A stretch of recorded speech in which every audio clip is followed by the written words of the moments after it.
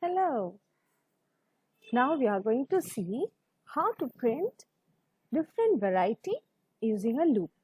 Now this is one of the series which is a simple one which shows how we can calculate something inside a loop and print.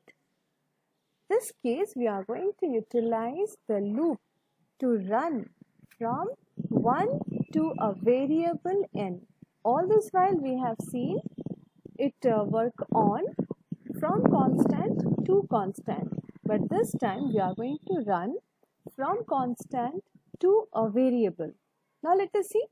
The reason for using the upper limit as a variable is so that it starts from 1 but it can go up to any number that we input.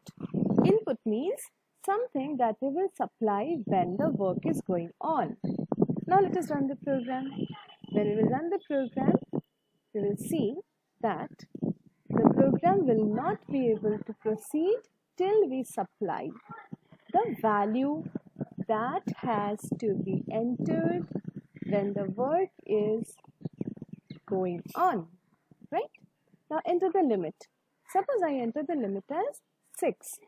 Now the 6 which is here will therefore go to the program and will fill in this place because this portion is asking for the input.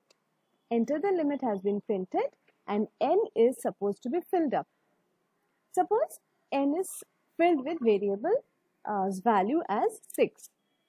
Then what will happen if I enter it? The moment I enter 6, then see what happened. Squares of numbers from 1 to n is now replacing the value that it has. So it is getting 6 there. And that is not a constant. That is not getting printed inside quotation mark. Hence, it is the variable's value. Now, loop also uses n and starts with 1 but goes up to the n which is 6 this time. What is the loop doing inside?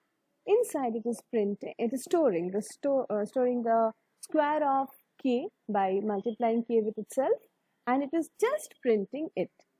As you say, you can have multiple statements inside a loop. You can have multiple things printed inside the print statement. There are two variables printed, k and result, and there are two statements. One is calculation, one is printing. Okay.